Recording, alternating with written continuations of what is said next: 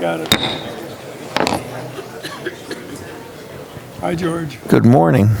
Delegate Assembly, please come to order. I understand Captain Valenzuela is here. I'm here, Dave. Thanks. Would you please lead us in the pledge? Yeah. Okay. I pledge allegiance to the flag of the United States of America and to the republic for which it stands, one nation, under God, indivisible, with liberty and justice for all. Thank you. Please be looking over the minutes. And we will call up the law enforcement report. Captain? Thank you, Dave.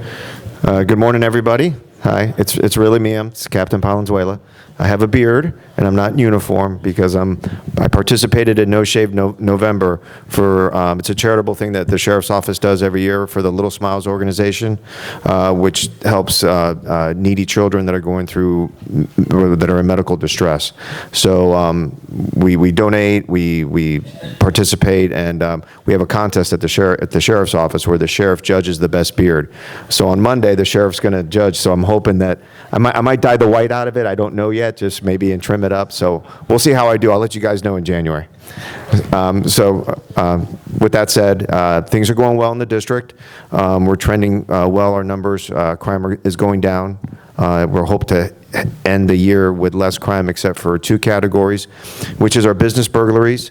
That's attributable to more construction being done in Palm Beach County, more businesses, more activity, which is good for the economy, but it's bringing that criminal element and they're focusing in on our businesses. So we need to keep an eye on that. And we did go up in one little violent crime section, which is stabbings, but those were attributable to some violent domestic incidences. They weren't here in the village, but they were in other parts of unincorporated. The category went up from like 6 for the year to 14. It's still something to note, but a lot of those things were self-contained within a home or a family. So other than that, we're looking pretty good. Again, we're in the holiday season, so please take care of each other, especially when you go out to your shopping plazas. We do have an initiative with our district. Our deputies are stepping up patrols in our shopping plazas and in our malls, but always have situational awareness. With that said, I'll turn it over to Lieutenant Hill, and he'll go over the statistics for the village. Thank you. Morning, everyone. Still in a turkey coma?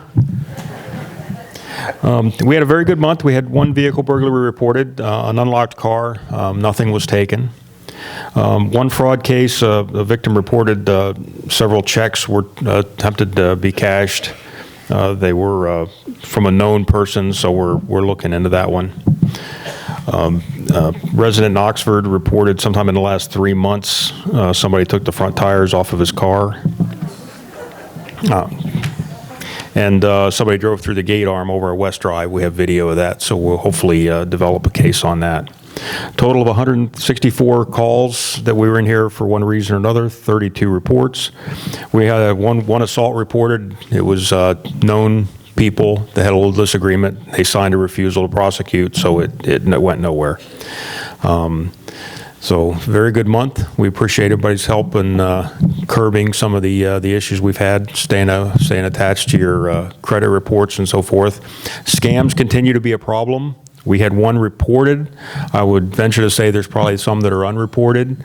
These people are very creative. Apple will call you, Microsoft will call you, the IRS will call you. Anybody, all this stuff. Just ignore these folks. They are not who they say they are. Apple will not call you and tell you that your account has been suspended. They just won't. So be cautious of that. Don't give your Social Security number out. While you're out shopping this holiday season, if you use a debit card, maintain possession of it. If you're at a place where you're going to use that to pay, if there's a terminal there where you can hold on to your card and keep it, okay, you're probably going to be okay. But, don't hand it to a cashier. Don't let them take it to another place to do it. Don't let them copy the numbers down. In general, the experts will tell you you're better to use a credit card than your debit card. because the credit card has some protections built in that your debit card does not. So keep that in mind. Also, if you haven't noticed, the traffic's picked up a little bit. So while you're out driving around this holiday season, be careful, take your time. Have to tolerate the nonsense that some of these people do. Everybody's in a hurry. Does anybody have any questions for us? I have a, hello? Yes. I would like, Sure, come on up.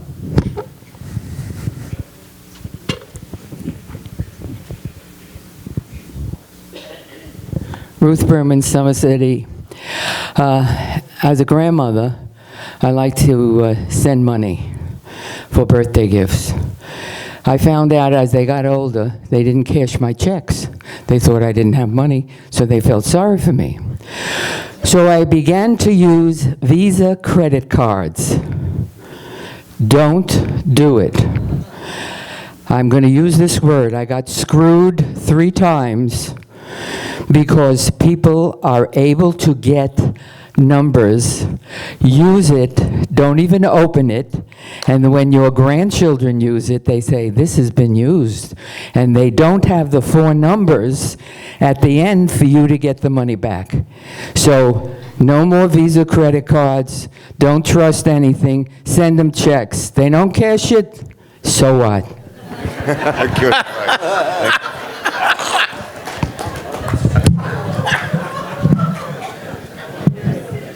Yes. Any other questions for PBSO? Please come up to the mic. Cars that are full with junk. The question about cars full of stuff. I had the privilege to attend the UCO officers meeting recently, and that was a topic that was discussed. Please remember that all of Century Village is private property. We entered into an agreement with UCO to allow us to enforce traffic laws on the UCO controlled roadways because they went through the steps necessary to ensure that they were, marked correctly and all that met standards. So we can enforce traffic laws. However, all the buildings, those are all private parking lots. We have no control over those as far as vehicles parked, whether they have tags on them or not, whether they're parked forward facing or rear facing. We have no legal authority there. That is up to each association to deal with as they see fit within the confines of the law.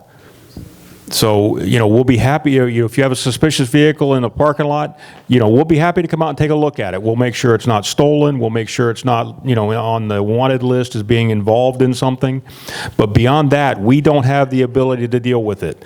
The association would have to have, through whatever your bylaws or whatever the rules are in place, have to deal with those. And then they would either be towed or whatever, but that's a private property issue. It's not something that we have the ability to deal with. Anybody else? Yes, sir. Over here.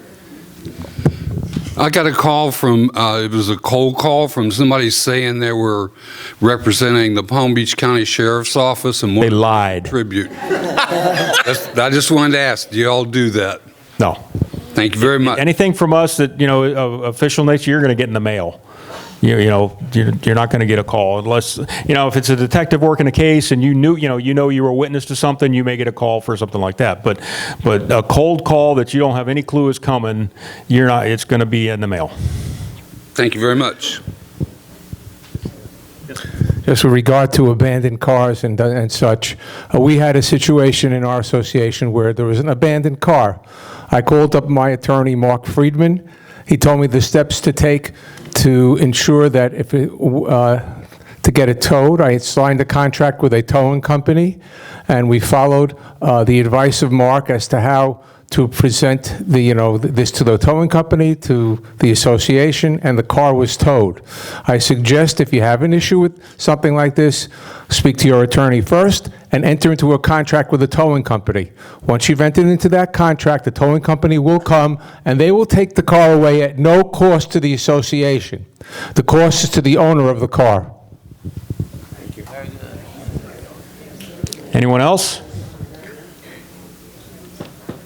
All righty. And we'll see you this afternoon. See you this afternoon at the security meeting. Thank you. Further to Jerry's comment on private sector towing.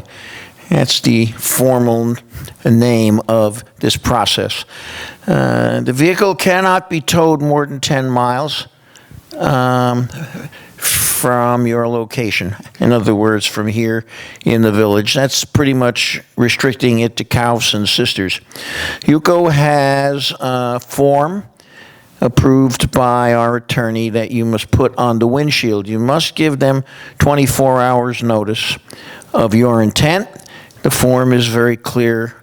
You have to put down where it's being towed to and a few other items. So if you are going to enter into a contract with private sector tower, come over to UCO and we'll give you any help you think you might need, and we'll give you a copy of the notification form to be put on the windshield of the vehicle 24 hours prior to towing. Yes, Dan? Do you have to put the sign also, the one that says Yes, away? there is specific statutory signage that must be placed every so many feet, and when you sign that contract, that company should make that very clear to you. All right? Just be careful. Don't turn a legal private sector tow into a grand theft auto charge.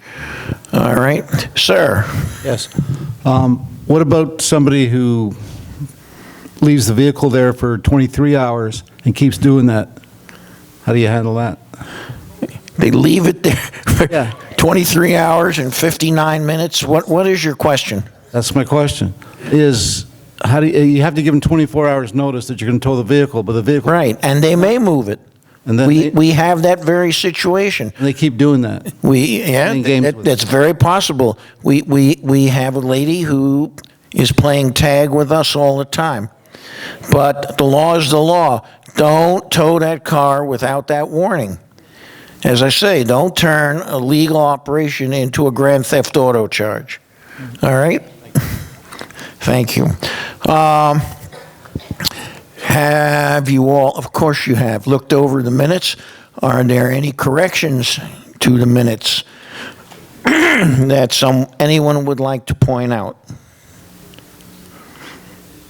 Wow. Okay. Then we shall accept the minutes as they are presented. Okay. I have a number of distinguished guests here who I would like to call up. We haven't seen Dr. Enright in some time. Would you like to say a few words?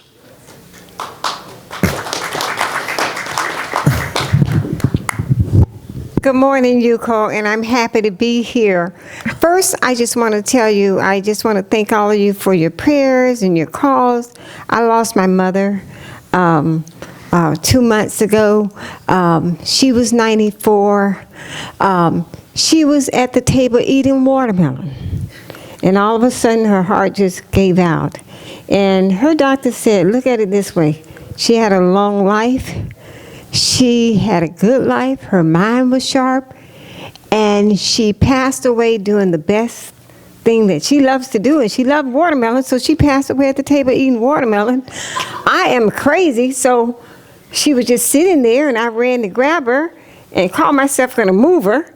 And then I broke my L4 lumbar spine. So we ended up going to the hospital, but then I had to go. It's like I went into cardiac arrest, and they had to kind of mend me back together. So I'm walking now, getting along. But I just want to say that the port is solid and sound. And some of you probably heard about the hurricane in the Bahamas, because one of our ships normally go to the Bahamas, and they're still doing relief efforts. But we have another ship called the Classica. And it goes to Nassau, because although the Bahamas, Freeport, was hit by the hurricane, Nassau is the hub. They're still scribing. Nassau did not receive any damage. So really think about going on the cruise at the Port of Palm Beach and go to Nassau, and it is a 2-day cruise. It is very inexpensive. Now to the port. I want you to know that we voted the other day to make sure that we're still not going to levy taxes. The Port of Palm Beach is good to Palm Beach County. We have the ability by the Constitution and the state of Florida to levy taxes.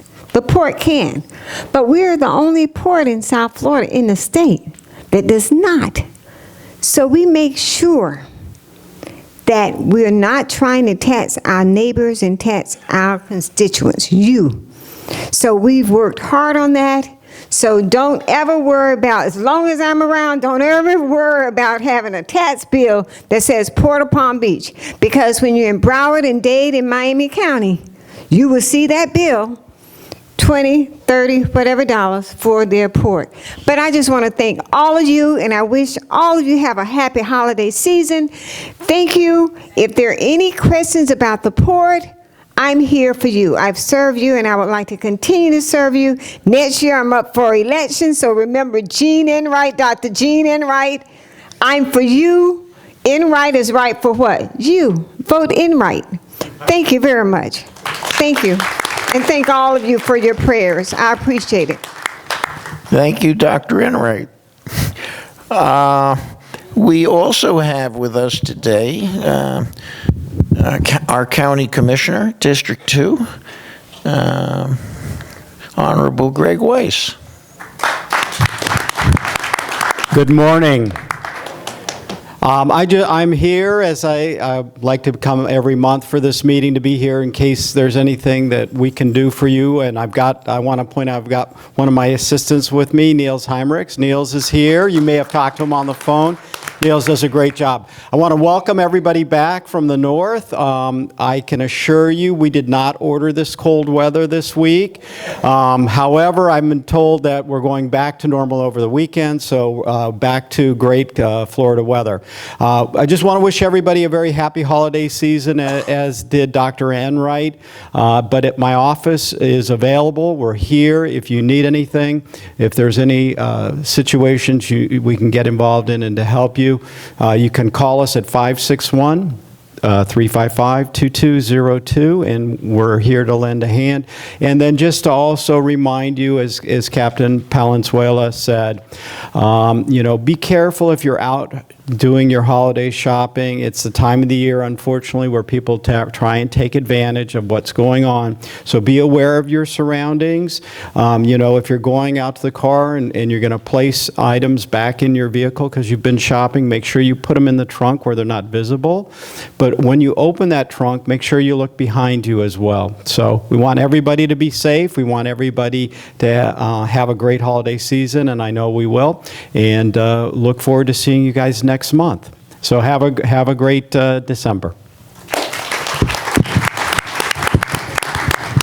Thank you, Commissioner. We have Joseph Anderson, also from the port. I didn't think there were multiple port commissioners. Good morning. First of all, I don't know what it is about the port, but I also lost my father and my aunt, and then they say it comes in threes. So I had a stroke. So I stand before you, slight of a miracle, because I had to learn to stand up and walk again. So, I'm about 75 or 80%, but I said it beats the alternative, which is, I said any day above ground is all right by me. How about you guys? But just to reiterate, and like Dr. Jean Enright, which I, have loved, served with her, and want to continue to serve with her. But most of all, we are in the process of hopefully signing a memorandum of understanding with the city of Riviera Beach to revitalize the Kennedy Bunker. So that's at Peanut Island. So we're looking to revitalize that as well as the lighthouse. So that brings in additional tourism and also for the locals as well. So those are one of the things that we're working on. But as you know, we continue to not tax, like she said. So as long as I'm on the board and she's on the board, that won't come to fruition. But first and foremost, I want to thank you for the card and the sentiments. And also, I like to give a thanks because these two individuals, when I was incapacitated, they actually drove. Instead of driving Mrs. Daisy, they drove Mr. Joe.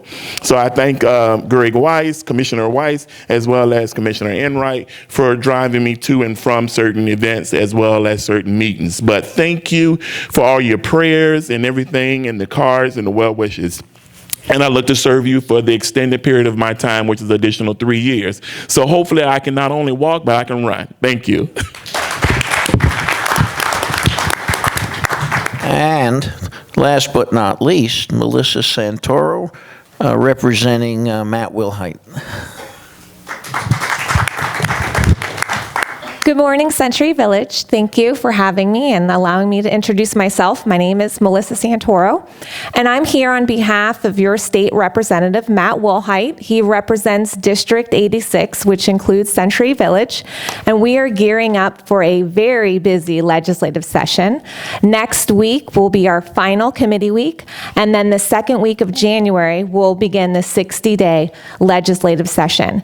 Many of you saw that I have a table set up front. I'm happy to stay after if you have any questions with what's going on in Tallahassee, if you have any legislation or laws that you think that need to be changed, or if, as constituents, if there's any problems that you're having with state agencies. I'm more than happy to discuss that with you, and our office is always available. We're located on Belvedere Road, so it's really close to here. And again, thank you for having me. I'm sure some of you may remember Captain Matt Wilhite, who used to run the fire station 23 right outside our gate. I remember him well. He used to come around do inspections. All right, I don't think I missed anyone. So why don't we go now to the Treasurer's report? Sebastian. Good morning, everyone. So I wanted to start off today by going over the new report layout. We've spent the last few months kind of making some changes so we can have this new report. And basically, some of the difference are the balance sheet is right out of QuickBooks, so it's printed directly from QuickBooks, which is the first page you'll see. The second page going forward is it starts off with all the association functions, which is one of the things that we wanted to break apart from the other items. So the income and expenses are just the association and the association fees. Then when you get down to the bottom where it says other income, those are going to be the items that are other than association functions. So to kind of start us off, as of right now, for the association functions, we estimate that we're probably going to have around a $240,000 surplus by the end of the year. So that's definitely good, means that we're within budget, and that's working out well. When we get to the other than association functions, we'll just kind of go over some of the surpluses. For investigation fees, we're running at about a 26% surplus, so that's good. For the laundry, we're running at about a 9.6% surplus. I believe that was some of the concerns before, is splitting out that laundry income and expenses to make sure that the laundry room is making money. For the reporter, right now it shows on cash basis that we're running at about 11% deficit. And we'll talk more about that in a second. If you take all of those items that are other than the association, right now we have about $102,000, $103,000 surplus from all the functions unrelated to the association items. So that's really good. I think that that's going to increase for 2020, especially with the new things that we're doing with the CD accounts and the money market accounts, and that's definitely generating additional income. For the reporter, we talked about, again, over the last few months, breaking down those individual expenses for the reporter and trying to figure out things that we can do to make a few changes here and there. and kind of give ourselves a goal of what we're trying to get to. So right now, we're trying to get the cost down a little bit, so we're putting out to bid for competitors to produce the paper. We're trying to get the cost down to about $1 an issue. Right now, our cost is about $1.20 an issue, so that should make a significant change. Right now, on the income, we're running about $1.08 per issue on income, so you can see that difference. It's costing us about 12 cents per issue. We don't want to reduce the number of copies that we're producing because obviously the advertisers want to see that 6,000 issues are going out each month. So we're going to try to make that change. So right now, the goal for the income is going to be $1.13 per issue versus the $1.08. And the cost, which is $1.20 now, trying to get that cost down to $1. So that will make a significant difference. The last issue that was brought up, I believe 2 meetings ago, was a reserve report.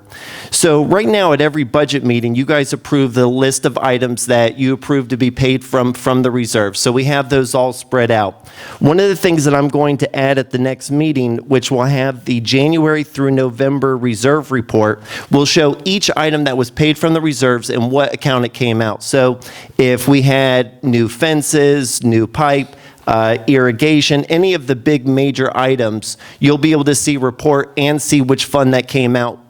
That's going to make things a little bit easier to kind of tell which items came from reserves and which items were just from normal operations.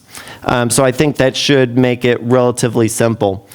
I believe that's everything that I have. Do I have any questions?